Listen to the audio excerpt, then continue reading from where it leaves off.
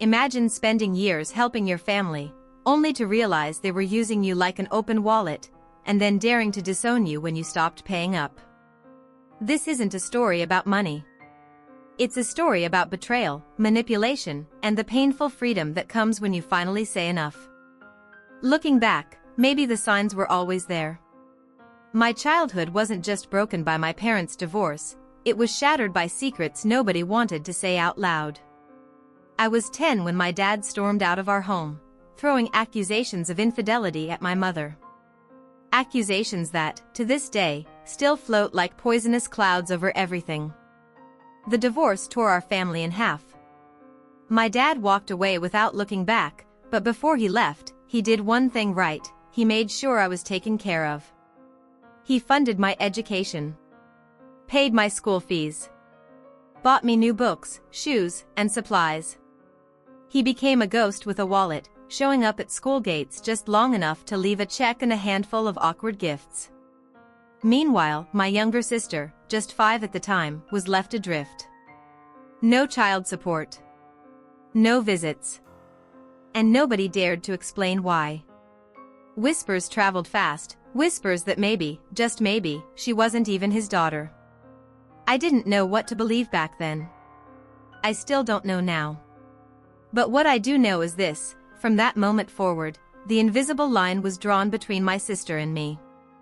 One was Daddy's girl. The other was just there. Years later, the fracture turned into a chasm.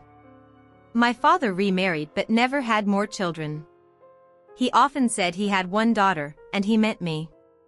When he passed, he left everything to me: a $400,000 trust fund. A final, silent declaration of who mattered most to him. The day I found out, my world shifted. Not because of the money, but because I knew, without a doubt, that my mother and sister would see me differently now. Until then, resentment between us had been simmering quietly under fake smiles and awkward family calls. After the inheritance, it exploded, just not in ways you'd expect. They didn't scream. They didn't accuse. They simply changed. Their calls became more frequent. Their needs more desperate. Always wrapped in guilt, always served with a side of emotional blackmail. And me? I kept giving. Because that's what good daughters do, right? At first, it was small. A few $100s here. 1,000 there. Help with rent. Help with car repairs. Help with emergency bills. They never outright demanded, "Oh no." It was always worded like a sigh. A helpless confession. "I don't know what we'll do if you can't help us, sweetheart." Over time, the asks grew bolder. Mom wanted to redo the kitchen. My sister needed seed money to start a boutique. A new roof, new appliances, medical bills that never seemed to end. And each time, I told myself they needed me. Each time, I opened my wallet and closed my eyes to the warning signs. Until the day they asked for $100,000. That's when everything cracked. It started with a single call. Mom's voice was shaky. The house, she said, was falling apart. Ceilings caving in, walls crumbling, rainwater seeping through the roof. She made it sound like they were living inside a dying building. She asked for a loan, promising, of course, to pay it back in easy installments. The amount? A cool $100,000. My jaw tightened. My stomach turned. I knew something wasn't right, but the guilt gnawed at me harder. After all, it was the house we grew up in. Could I really let them live in a crumbling shack? Reluctantly, I offered $50,000 instead, with one condition. I would send it in small installments, not all at once. Mom agreed. A little too quickly. I should have trusted my gut then. Weeks passed. I transferred $10,000. Then another $10,000. Each time, I asked for updates about the renovations. Each time, Mom had a new excuse. Waiting for contractors. Materials delayed. Paperwork issues. I wanted to believe her. I needed to believe her. Until one day, a casual phone call from an old-school friend shattered the illusion. She was chatting about her husband's business, he was a wedding planner now, when she casually dropped a bombshell. "My agency is planning your sister's wedding. It's going to be huge." My blood ran cold. I hadn't even been told my sister was engaged. And now I was hearing about a six-figure wedding, a grand event with 100 guests, luxury decor, and open bars through a third party. My hands shook as I hung up. There was no way. There couldn't be a way. Could it? I checked the bank account where I'd been sending the money. It was empty. I called Mom, my voice trembling. She stuck to her story. The renovations were underway, she said. Contractors were booked. Materials were bought. I felt like I was talking to a stranger. And then it hit me like a freight train. The $20,000 I had set wasn't going into crumbling walls and leaky roofs. It was being poured into white dresses, champagne fountains, and floral arches. My heart shattered into pieces too small to pick up. I could have confronted them right then. I could have screamed, demanded, threatened.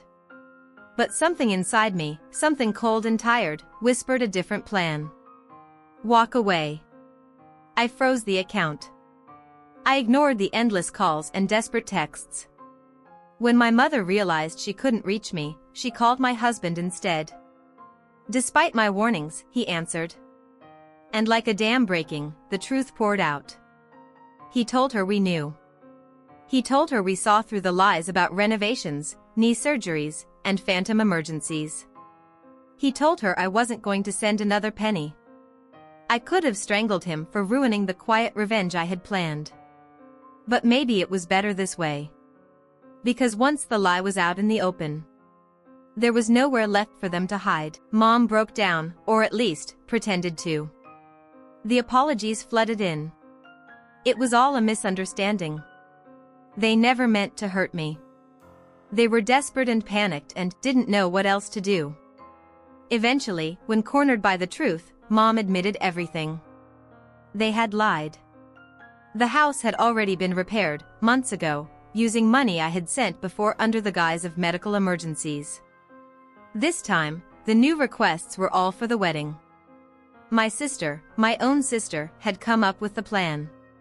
She didn't want to feel obligated by asking me directly for wedding money. So they manufactured an emergency they knew would break me. They knew I wouldn't visit Houston. They knew I wouldn't check. They knew I would just send the money. I listened quietly, my heart breaking into newer, sharper pieces with every word. And when she finished, when she finally ran out of justifications and half-lies, she asked, "So now that you know, will you send the rest?" I hung up without saying a word. And then, for the first time in a very long time, I cried. The wedding day arrived like a storm cloud over a ruined battlefield. The final voicemail from my mother was not an apology. It was an accusation. "You have ruined your sister's life. You are dead to us. Don't ever call me your mother again." I clutched the phone tightly, willing myself not to break. They didn't even pretend anymore. To them, I was just a wallet with legs. And when the money dried up, so did any illusion of love. A few hours later, my friend, the wedding planner's wife, called again. Her voice was dripping with frustration. The wedding was falling apart. They couldn't pay for the food. The decorations were slashed to the bare minimum. The venue, costing nearly all of the down payment, was standing empty like a ghost town. The groom's family was furious. Guests gossiped about the shoddy arrangements. Whispers turned into outrage. And through it all, my mother and sister blamed the wedding planner for messing everything up. They twisted the truth one last time, throwing an innocent man under the bus to save face. I said nothing. I felt nothing. Only a hollow, exhausted kind of sadness. They had built this dream on a foundation of lies. And when the foundation cracked, the entire fantasy came crashing down. When the dust finally settled, the silence felt louder than all the pleading voicemails that came before it. For days, my phone remained eerily still. No desperate apologies. No angry accusations. No fake emergencies. Just nothing. At first, I thought I would feel victorious, like I had finally won. Instead, all I felt was hollow. Because the truth is, cutting ties with your own family doesn't feel like winning. It feels like amputating a part of yourself, necessary, but unbearably painful. I grieved the loss of my mother. I grieved the sister I never really had. I grieved the idea that maybe, someday, they would see me as more than just a bank account. But some wounds don't heal with hope. Some wounds need closure. And closure, I realized, didn't come from them admitting they were wrong. It came from me accepting that they never would. One night, as I lay awake replaying everything in my mind, my phone buzzed. A final voicemail. It was short. Bitter. Sharp as a knife. You're nothing to us now. Don't come back. Don't call. You're dead to this family. The words hit me like a punch to the gut. But strangely, somewhere in the middle of the pain, I also felt something else. Relief. I no longer had to bend. No longer had to explain myself. No longer had to give pieces of my soul away in exchange for fake affection. They had disowned me.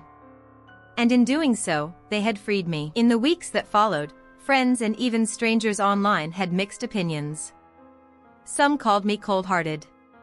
Some said I should have paid for the wedding, because family is family.